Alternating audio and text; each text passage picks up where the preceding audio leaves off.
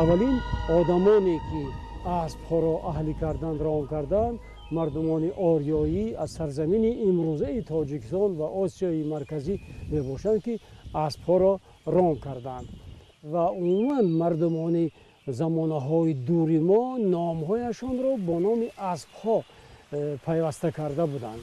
مثل همان که مثلا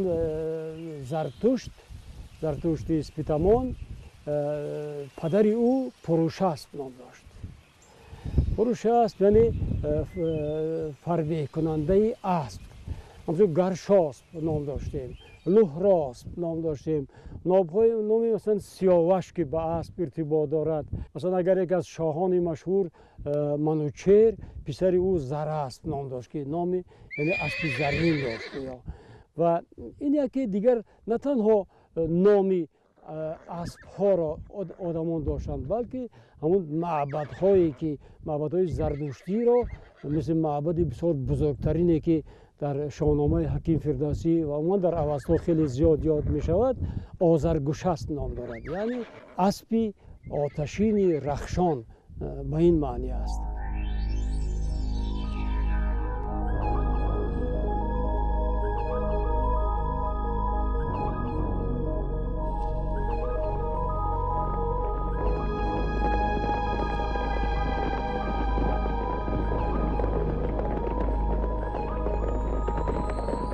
از سایر دولت‌هایی که در همان وقت آسیای مرکزی را احاطه می‌کردند به مانند چین، به مانند یونان، آنها خریدار این اسب‌ها بودند که تاریخ گواه آن است. ما از این فخر هم می‌توانیم کردن که اسب‌های بادپای ما در گذشته ایام چه شکوه و شهامتی به خود خاص داشتند. سواری کردن اسب محض در همین منطقه به وجود آمده است که از همین منطقه به تمام جهان اسب‌پروری، اسب‌شناسی پهن گردیده است که با ذات‌های نادری خود این سرزمین فخر داشت که در یک زمان اسب‌های خوتلانی می‌گفتند، اسب‌های تخاری می‌گفتند، اسب‌های فرغانی می‌گفتند. همین مدرک‌ها رو ما می‌توانیم گواهی آن دهیم که به طور مجسمه، به طور رسم‌های نادر آمده تا دوران ما رسیده.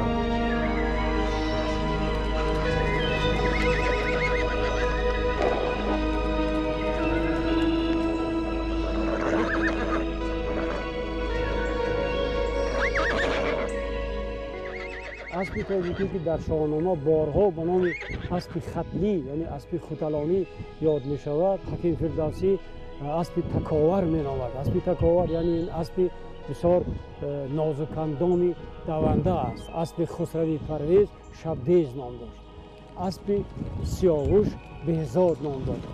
و ذات‌های اسب‌های ما من گمان میکنم هنوزم مانده است در اینجا، گرچنده که آن نام‌های بسیار کهن ما که با زبان تاجیکی بودند تغییر یافتند، بعضی‌هاشون البته با زبان ترکی تبدیل یافتند، یعنی کلمه‌های صرف تاجیکی از یاد رفتند و به جای آن کلمه‌های دیگر مثل همون اسب سفید را که اسب خینگ نامیدند، اسب قزیل از نام دارد، دیگر اسبش طرق نام دارد و دیگر نام‌های ما از بین رفته. اما وقتی که ما کتاب‌ها را صحیفه میگردانیم میبینیم که نام‌های صرف تاجیکی وجود داشتند در عهد باستان. در همه نبردهای عالم جنگاوران جسم خود را با سپر، جوشن، با شمشیر و گرز و آهن حفظ می‌کردند تا رقیب نتواند زخمیشان کند. ولی اسب یگانه جانور است که بی شمشیر و سپر، بی سلاح و جوشن به نبرد می‌براید. می‌داند که قربان تلاش آدم هاست، اما با یک جهان وفاداری خود را به عمق نبردهای خونین می‌زند. اسب جنگاور است بی همتا.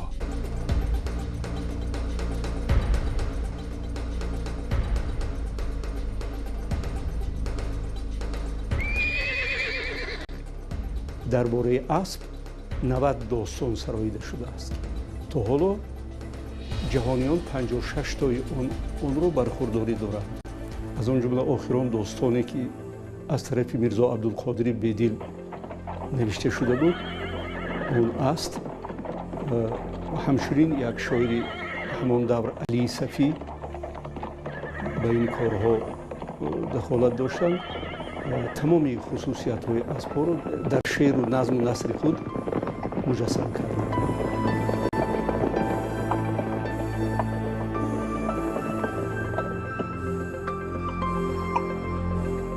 جنگاور یا پهلوان در جنگ کشته میشد.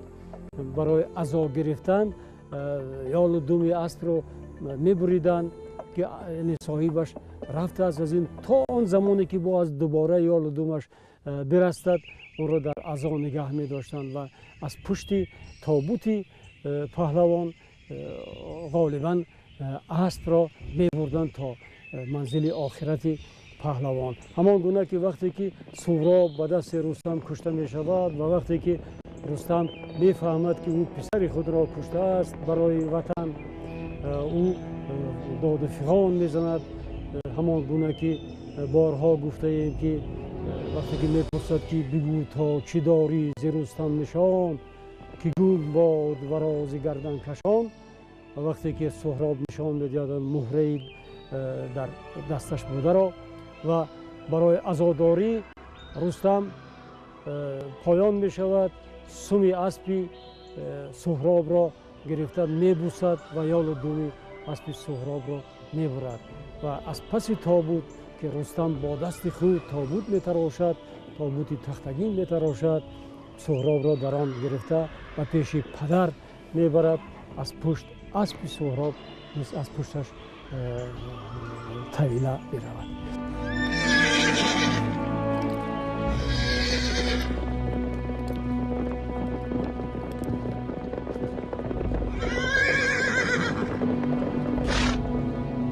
سال 1708 در جنگ پد الیپو میگد یک کاپیتان انگلیس در لی گفتنی آدم یک اسب عربی غنیمت میگیره.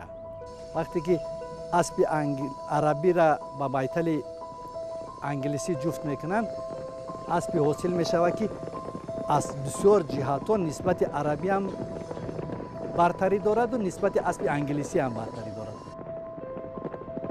بعد که این میفهمند سال 1710 اونو 50 بیتل از خانه شاه جدا میکنن و همینجا 3 اسب عربی که از دولت‌های نیم جزیره عرب برده شده بودند همین 3 از قطعی زود پروری میکنن. یکیش در لی عربیان، یکیش بر لی ترک، سومش گدالفین عربیان. یا که همین 3 اسب در 50 بیتل شاه زود پروری میکنن تا سال 1794 یک شماره معین اسب مودیانو به دست میارن و از سال 1794 این جانب همین ذات انگلیسی که حاضر در جهان مشهور است همین ذات با قید گرفته می شود. همین بیلخو اسبی که در میدان اروپا می دود اگر ما بخواهیم بفهمیدن همین هر سال استودبوک میگن کتابی تولد اسبا با قید گرفته می شود. امو را بسیار قینه و با قید گرفتنش همینه که امو مادیان خونش برای توی عرب انگلیسی بودنش معین کردن. امو را خونی پدرش خونی خوچه میگیرن، خونی مادرش میگیرن، خونی پدرش میگیرن. امو لابراتوری معین میکند که اگر پدر و مادرش حجتی انگلیسی باشن، حجت قطعی انگلیسی تصدیق شده باشن، اگر خونی همین توی بچه همین تویچه همه وقت درست بیاید بعد همین را انگلیسی گفته شناسنامه میدن. با ذات تکجایی که در مملکت ما ارز هستی داشت، ذات‌های اسب‌های لقایی، ذات‌های اسب‌های نادری سواری انگلیسی و ذات نادری اصیلی عربی پیوست کرده شد که در نتیجه ذات نوی اسب، ذات جدید، ذات اسب تاجیکی به وجود آمد که این کارهای سلکسیونی زیاده از 50 سال را در بر گرفت.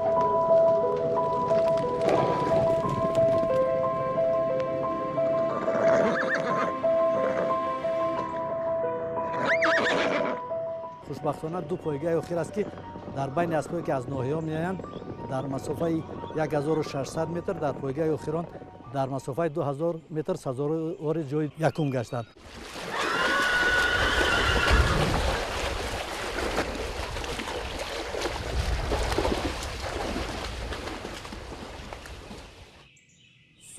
بوسه نمودم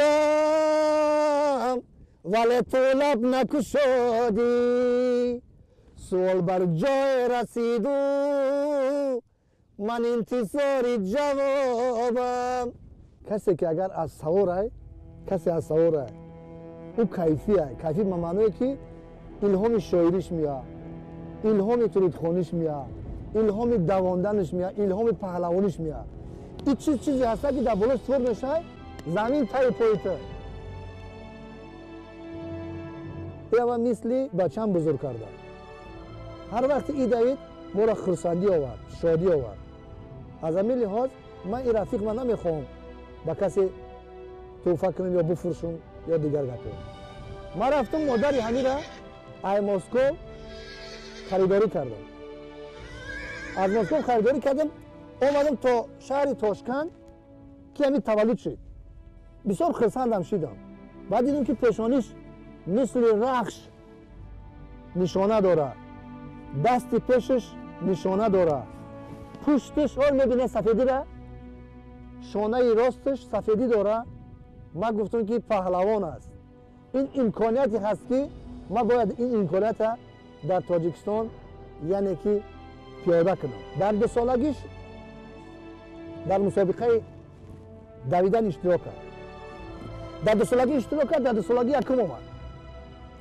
در 3 سالگی اشتراک کرد در 3 سالگی یکم اومد در 4 سالگی اشتراک کرد در 4 سالگی یکم اومد یعنی که من ایرا نام شمانده بودم ایبل یعنی که امکانیت هر وقتی که میدوید این یکمی اومد باور کنید که ما حلاوت میبردیم ماریا لیویتسکایا اومد سوار شد در بالای اسپو بعد این اسب وقتی که ماجانا را دید بهار هم بود بعد 2 پاش راست خیست ماریا از بالای اسب لشپیده با پشت همین اسب اومد در زمین با پاش ایستاد این تا لحظه ای که او در پاش ایستاد تا اون لحظه 2 پاش در آسمان قبیده ایستاد که آسیب نبینه همین زن اسب پیشگویی کرده میتونه زمین جنبی را اینو حس میکنند یعنی که وقتی که پیش از زمین جنبی میشوند اینو بسیار بیقرار میشوند در همون جای بستگیشون بسیار با یک آواز بلند شینگه میزنند پاکوبی میکنند زمین دا این را حس میکنه است وقتی که اسب بر همینجا باشه و صاحبش در بری خوب باشه مار میآید مار همون مار را حس میکنه یا مار را میکشه یا اینکه بسیار پاکوبی میکنه که صاحبش بلند شود یک چوانداز از دنیا درگذشت اسبش زین میزنن و در همون حولی میبندن وقتی که مردم زیاد ایستادگی بود اسب پاکوبی میکرد و ما دیدیم که آب چشم اسب 2 قطار روان بود این هم با چشم سر دیدیم یک اسب برای 21 تا بیتل بسنده است و اگر اسبی نر اسبی دیگر بیاید و بخواه که این را بگیره بیتلاش فقط باید این را مغلوب کنه بعد بگیره نباشه این بیتلاش نمیتونه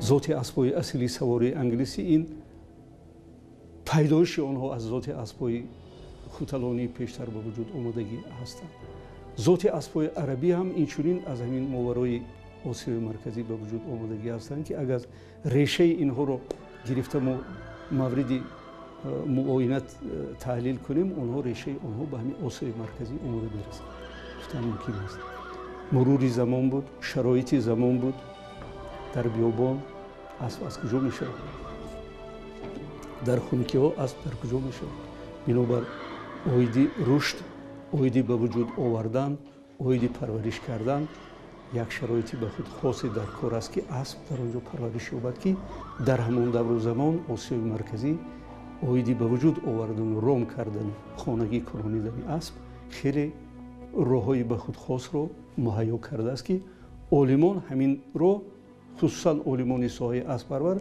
همین رو شاهدی میدهند که ذات اسب‌های سواری محض در آسیای مرکزی به وجود آمده به دیگر منطقه ها گسترش یافته анакун аспои худамон аз қадим омадаги мо дорем аспои тоҷикии мо ҳамин кӯҳҳо ба ҳама ҷо ба нағз аспои россия омадаги аз европа омадаги кӯҳҳо ба тоқатовар нест. ана мо як кор мекунем ки аз ваё насл мегирем. мо насли байталое ки худамон ба аспои европа монда угур монда насл гирем. ана ин насли мо ҳами кӯҳу ландшафтои берун ҳама ҷо ба тоқатовара мешавад.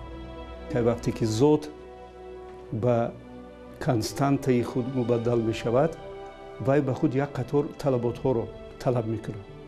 бинобар ҳамин дар дохили зот оне ки зот кай ба вуҷуд мебиёяд, дар таркиби зот чизҳо ҳастанд. инҳоро олимо мушикофона бояд аз санҷиши худашон гузаронанд, чунки дар зот дорои гурӯҳи зотӣ аст, дорои типи дохили зотӣ аст, дорои оилаи зотӣ аст, дорои шаҷараи зотӣ мебошад ки ҳар як шаҷараву оилаву типи дохили зотӣ ба худаш ҳазорон сарро дар бар мегирад. тойҳоро дар шашмоҳагӣ муҳр мезананд. мо як давра дар давраи шӯравӣ бисёр галаҳое ки аспое ки калхозу совхозҳо доштанд, онҳо муҳрра методи усули бисёр ваҳшиёна қатӣ мезаданд. чӣ хел оҳанро сурх мекарданду дар танаи асп зер мекарданд. мо аз соли 1999 бигем ҳамин муҳрзанимона ба тариқи технологияи нав ки ҳамун давраи шӯравӣ ҳам истифода мешуд, бисёр кам буд, мувофиқи ҳамун технологияи нав мекунем. мо ҳамун муҳра дар азоти обӣ, жидки азот мегӯянд, дар азоти обӣ нигоҳ медорем, як миқдори муайян то 1 дақиқа нигоҳ медорем. баъд ҳамуро дар ҳамун ҷои лозимии асп ки пашмашро метарошем, каме меқапем, ҳамун дар натиҷаи ҳамин хунукии муҳр ба хунукии бадан расидан ҳамунҷо пашми сафед мебарорад. асп рамзи ҷасорат, рамзи мардонагист, рамзи тавоноӣ ва қудрати инсон аст. одамон аз қадим таслим намудан ва ром сохтану саворӣ кардани аспҳоро як амали мардони аршад медонистанд. воқеан аз рӯи меъёри таълими асилзодаҳои олам, марди солору саркардаро шамшер бояд дар ғилоф ва пой бояд дар рикоби аспи мағруре бошад.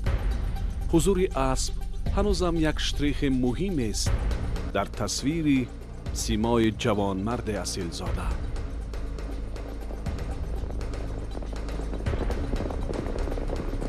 бадтари аспи тоҷикӣ назар ба аспои дигар зот, манам мисол аспои русӣ, аспои қирғизӣ, аспои тоҷикӣ худамон бисёр бақувват мебиёд, пурбардор мебиёд, дар ҳар хел вазъиятҳо тобовар аст. аввалин ман даҳмарда будем, ҳамин гӯдак 73 сол 10 сола будем.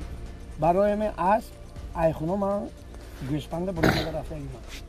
якум падарам айрега виҷдаров як аспа гирифта оварда дод мада. ман вай аспа номиш бӯям буд. ҳаваи ҳамин хуштогда ҳамин кинои апаче медидум, ҳамино хуштогда кашида ёд додум. баъди ҳамин ман асп кати омосадам то ҳозира мана ҳозир 55 даромадаи бошум. ай 10 солагим то ҳозира мана 45 сол шудагӣ бошад, ҳамин асп кати омосадам. як бобои мо нақл мекард, тағои мурод човандоз будааст. ҳамун бобои тағои мурод зур будагӣ як аспи зури ҷерани қашқа доштааст. ҳамун асп тамоми ҷода рафтад, ҳамин бобои тағои мурод бо ҳамин асп буз мекардагӣ, ҳақ мегирифтагӣ. баъд аз он ҳамин бобои тағои мурод чӣ хел мешавад, касал мешавад, синдои ҳамун 65 солагиҳош ба ҳамин бобои тағои мурод мемурад да. баъд аз мурдани ҳамун кас ҳамин асп як ҳафта не об мехӯрад, не ҷав мехӯрад, не каҳ мехӯрад. ҳамун оби дидаш рехта баъд аз мурдани ҳамин соҳибаш баъди як ҳафта пас ҳамон аспам мемурад.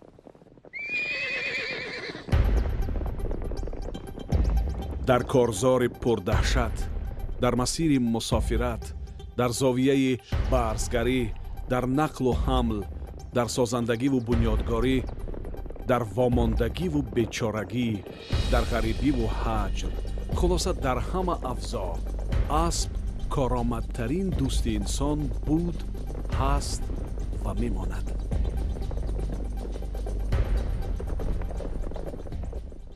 бисёри деҳоҳои наздикии мо дар раҳ нест. Мисол як ҷанозаи худоия я чӣ мешавад, асп аз бачаам асп аз ин ки зин мекунад мере 10 километр 20 километр дорем деҳае ки техника намеравад. ай Кавказ харида асп овардим, инаи мардакҳо дидад ҳаминҷа касавшид нашида и боду ҳавои худ монда нашид. 25,000 да харидим овардим, як сезонам нарафтм. барои хуваи аспои худмон майдаву чӣ хеле бошад хуватнокӣ шаҳивода зур будайда. Анам мутобиқшавӣ то 3 сол давом мекунад. Агарда аспи дигар Россия Европа омадагӣ агарда мутобиқ накунед оста агарда ва як бора агарда давонед агарда чӣ кунед мутобиқ накарда мурданаш мекунад аспо. Аспо бояд то 3 сол бояд акклиматизация гузарад. Климати мо бо мутобиқ шавад. Баъд оянда. Барои ҳамин проблемаи сахтарини мо ман ҳозир аспои пойгашӣ мебиёрем аз Европа, аз Россия, аспои бузӣ мебиёрем. Ҳамино мутобиқ нашавад агарда агар гармида бароварда мо температура 45 градуса автоб мезанад. ё ки беомонад ганда мешавад. ин бояд аспо мутобиқ шавад мобайни 3 солда. мо дар назди аспи кранг истодагием ки дар кадом маъракае ки соҳибаш дар ӯ маърака иштирок дошт асп беҳтарин нишондоди давша дар ҳамуҷа намоён мекард. падари ин асп ҳамин зоте ки дар хонадони Тоҷдин Раупов парвариш карда шудагия, падариш дар муҳорибаҳои беҳтарини ноҳияҳои Дангараву Панҷу дар ноҳияҳои чи сазовори беҳтарин тоҳфаҳои автомашинаҳое ки дар тоҳфаҳои беҳтарин монда мешид, падари ҳамин соҳиб гаштагӣ буд. худи аспарварии мо галагиро ё ки маданиву галагиро ба бар мегирад ки дар як маврид аспҳо дар водиҳо ҳастанд, дар як мавриди дигар аспҳо дар чарогоҳии кӯҳ ҳастанд. агар мо ба намуди маданиву галагӣ аспро агар парвариш кунем, агар ҳамун зоти аспи тоҷикӣ бо нодирии худ аз ин замона ба замонаи дигар қадам зада меравад. зиёда аз 30% аспои зоти тоҷикиро ранги туруқ ё ки ба ибораи забони ниҳогон агар мо ҳаминро муаррифӣ кунем ранги адҳам, зиёда аз 30% онро ранги ҷеран ё ки ба ибораи абраш, ранги абраше ки ниҳогони мо талаффуз мекунем. ҳамчунин дар зот рангҳои язидӣ, рангҳои саманд, рангҳои булул низ арзи ҳастӣ доранд ки ин худи зотро аз нуқтаи назари густариши биологӣ вай пурғанӣ мегардонанд. дар урфият инсони коромаду муваффақ, зафарманду хуштоле, баркамолу хушбахтро болои зин мегӯянд. болои зин яъне савори асп будани инсонро возеҳ месозад. виқори асп, ҳузури асп, зебоии асп, тантанаи асп, шукӯҳи асп сарфарозии инсонро ифода мекардааст. аммо афроди гумроҳу залил ва уфтодаву ҳақирро зин ба пушт меноманд, яъне кулли гарониҳои зиндагиро ба дӯш бардоштааст.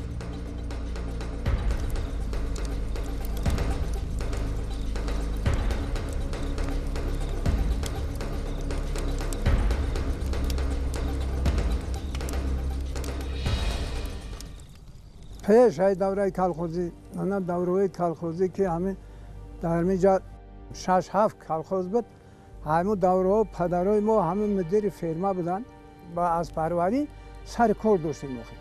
дар он вақт мошину легковой хеле набуд. ин дар ҳамин ховалин ачоту чот мебурданд, ин ҳамин котиби райкоми исполкома ҳамё фақат ҳамин аспои зоти тоҷикиро ҳамин парвариш мекарданд, сувор мешуданд, мерафтанд кӯлобу ҳамин ачоту чот мебурданд, ҳама асп дошт.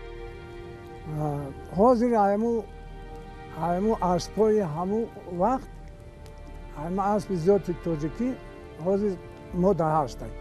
ҳамин хел аспи зоти тоҷикӣ ҳамин хел хислияте дорад ки аҳлай ҳамин ба одам бисёр муносибат дорад. ҳамин ина шахсан ҳамин як асп ҳамин як روز هوی میکنه همون اکامیق در بستگی هوی میکنه میروه همون پس دم ما ایدهانی تریزه شتگی او همسایه و همون جا یک گودکی همین 2 ساله 2 ساله همین میدوه همین دم به اسب میقپم همین دم به اسب میقپم اسب همین تا چریده است همین درونی رشقه در درونی چریده است همین تا نگاه داره که همین گودک این همسایه دیگه همین چوغو که همین دیگه دو ویلا دارن که بگیره که همین گودک حاضر نزنه و زمانی دیگه گفتن بعد همون بچه کلانی بعد اومد همون نطلو همون بچه را گرفته بعد اسب حاضر اما اسب در همی خانه همون اسب خانه زود یعنی اسب تاجیکی همی نوعیه خوالین حاضر دست مده هسته یکی از خصلت‌های اسب ذات تاجیکی همین خصلت است که تمام در مو خاندان تمام پستی و بلندی در مو خاندان میشیدگی رو وای خودش حس میکند که تا از نماز شام تا صبح صادق دائما از خداوند طلبگار آن است که در می خاندانی که من را پرورش میکنند دائم صحت سلامتی و رزق فراوان را پروردگار شما چکنید و بعد از نماز بامداد سر کردن بعد از خداوند طلبگار آن است که از رزق خودش هم که پروردگارا مرا هم به رزق نکنی در می خاندانی که مرا پرورش میکنند رزق ما را هم از جانب خودت رسانده بگردانی. اسب تاجیکی با آدم تیز نزدیک می شود، تیز با آدم اهل می شود، با آدم مهر پیدا میکند. برای همین اسبی که در خاندان توجین راوپوف هست بهترین اسب‌ها به شمار می روند. یعنی که همچون اسب‌های تازی، همچون اسب‌های دونده که در این منطقه هستند کوشش کرده ایستادند که همین ذات اسب تاجیکی را از بین نبرند. اگر یگام مصیبت شود در خاندان، یگام کمبودی اگر در خاندان اگر شود اسب پیشکی حس میکنه که اسب فهمیدگی است. میرم اسب مایوس است، میفهمه که اما اسب یا کهش نخورده یا که جوش نخورده است یا که یگام باور کنید وقتی میشه که اما حس میکنه سرش از زمین نمیبردارد. همین خصلت‌ها را اسب تاجیکی دارد. برای همین اسب تاجیکی چند سخن گفتم درباره اسب تاجیکی کم است. بعد دختر شروع ما یا همین شب یا که شب دیگه باید تولید کنن. وقتی که میخواد تولید کردن از نوکی همو سینه همو شیر میریزه. میگه که بهر روزی پر مکن، بهر روزی پر مکن اوراق دفتر را که خالق پیش از طفل پر کند پیستان مادر را.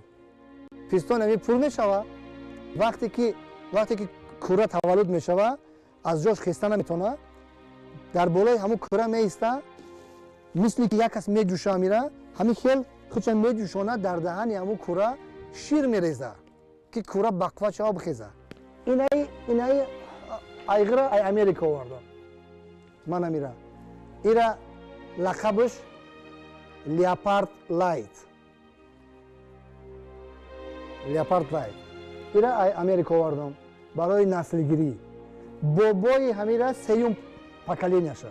سیوم پکلینی همیرا نانسر دانسر میگن. در امریکا سال 81 سال 40 میلیون دلار کردن و نفت. 81 سال 40 میلیون دلار. بابای همی سیوم پشتش رفتیم. اینای اسب لقبش ثروت است. ثروت. امی گره کردگی یک روایتی است که گویا که همیرا اجینه میبافه. همیرا گویا که اجینه میبافه. لیکن تا امروز یگان کس ایرا اثبات کردگی نیست. کسی اجینه را ندیده از در این. لیکن وقتی که از باز میشه نه ای اجینه میترسی و نه ای دیو. در اصل هیچ که ایرا کشف کردگی نیست که چی هستین. ببینید از خودش ایرا بافته نمیتونه. چنان میده بافی کرده است که کسی ایرا خیلی بافته نمیتونه. لیکن ما همیرا چندین وقت میبینیم اصلا در بیتل ایرا مشاهده کردن ممکنه زیاد. در نر اسب هم هست و در نر اسب کمتر لیکن در بیتل خیلی زیاد. با اصطلاح همون شاعر میگه که این سمن نیست، این با اصطلاح طرق است، لیکن میگه که شاعر میگه که ایا اسبی سمند یالت بینازم به دور گردنت تلقه بسازم اگر امشب مرا به یار رسانی طلا را آب کنم نعل بسازم.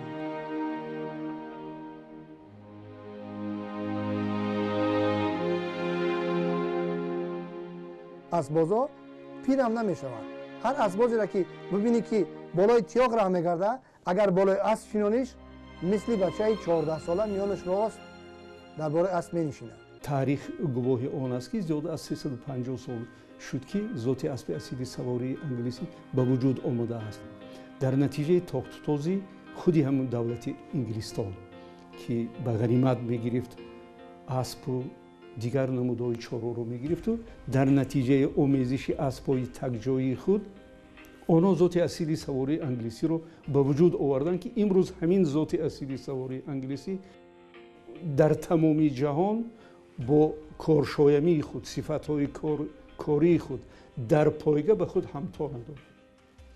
همچنین اونه که شما گفتید که درباره سیرت، درباره نمودی ظاهری، درباره اینتریر و کانستیتوسیون خود اسب اگر سخن رانیم این اسب نیست با خصوصیت‌های تکجایی خود به خود یک جسارت را نشان میدهد. این ذات از بلندی ها نمی هراسد، مقصد بسیار خودش رو در چی خیلی که نباشد یا حادثه های اکستریمالی باشد خودش رو نقض میتواند و حمایه کردن. همین خصوصیت در ذات اسبای تاجیکی، خصوصیت کارشایمی از ذات اسبای انگلیسی و خصوصیت زیبایی، طبیعتاً زیبایی اسب از اسبای عربی گرفته شده است که اسب ذات تاجیکی رو همین سه ذات در بالا ذکر گردیده تجسد میکنه. اسب تاجیکی، همون ذات‌های تاجیکی، این اسب بسیار بلند بالا، بسیار و بسیار تیزدو دوند بود. این اسب کوهی بود برای آنکه در اینجا در کوه بیشتر اون نسبت به اسبایی که در دشت و دمنن اسبای کوهی رفتار خاصه داشتند، تحمل پذیر بودند و بنابراین این ذات اسب ما را اگر وقتی که ما جستجو کنیم در بین اسب‌های دیگری که من در آمیختن در اینجا حتما خواهیم یافت. من مثلا از جمله در اسب‌هایی که می‌بینم در پایگاه‌های عربستان اسب‌های تازی، یعنی اسب تازنده است، نه تازی به معنای عربی، که از همین جا رفتند، نسلش از همین جا رفته است. اسب‌های اخلتگینی که ما در مثلا برادران همسایه همون دیگران دارند، این هم مثلا همون در اسب‌های آمیخته اسب‌های ما میباشد.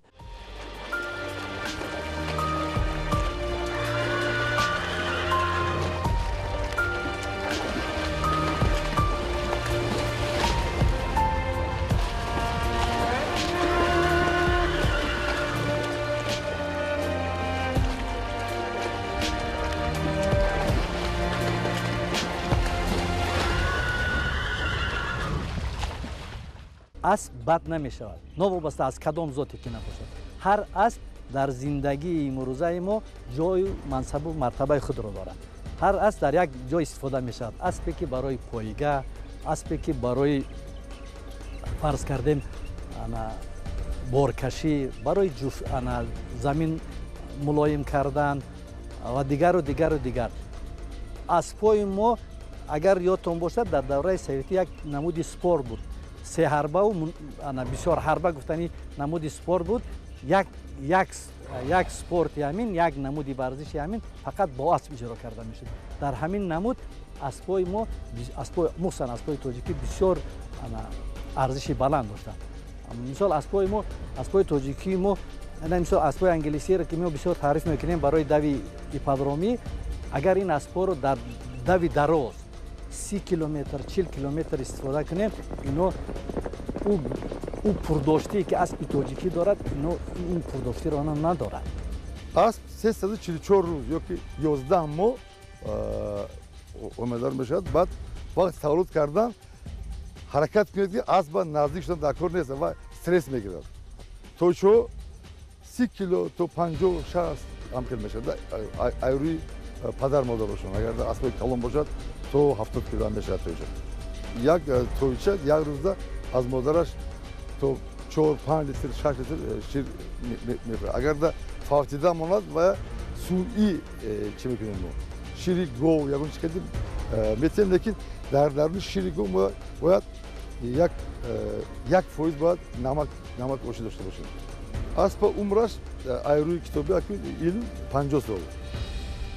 Аспое ки мана мо дар бузҳо медаванд то 20 сол умр мегиранд. Барои ки доим чизи баланд ҳамон қадар умр. Аспо аки Тоҷикистон бо 25 сол то 30 сол умр мегиранд. Барои ки то 10 солагида асп калон мешавад ҷавониш. баъд хоҳед нахоҳед баъд пирӣ сар мешавад. Пир шудан гирӣ баъд 25 солаги асп майдаш рафтан мегирад. хуни аспи мо барои омехтани дигар хунҳое ки ба дигар давлатҳо дар коранд бисёр ҷолиб аст. ба кадом маъно ҷолибӣ ки чизе ки дар боло қайд кардем нотарс аст. бисёр ҳарос надорад. тамоми он чизое ки мисол гӯем чизои тоқатфарсое ки мисол пайдо мешаванд, онҳо метавонанд ҳамин хунро метавонанд дар дигар зотҳо истифода баранд ки дар бозиҳои ҷаҳонӣ ҳамчун зотҳои баландхун дурагаҳо истифода баранд. зоти аспи тоҷикиро 100% метавонанд истифода баранд. дар ҳама ҳолу ҳаво ба ҳеҷ ваҷҳе асп одамро яъне соҳибашро нафурӯхтааст, на дар ҷангу набард ва на дар вақти сафар. асп хоби соҳибашро посбонӣ карда ҳеҷ гоҳ ба чанги дарандаи хунхоре одамро наафкандааст, рафтори разилонае накардааст, балки огоҳаш кардааст ки хатаре ӯро таҳдид мекунад. асп савораи худро ҳеҷ гоҳ намефурӯшад. ин одам аст ки аспро мефурӯшад.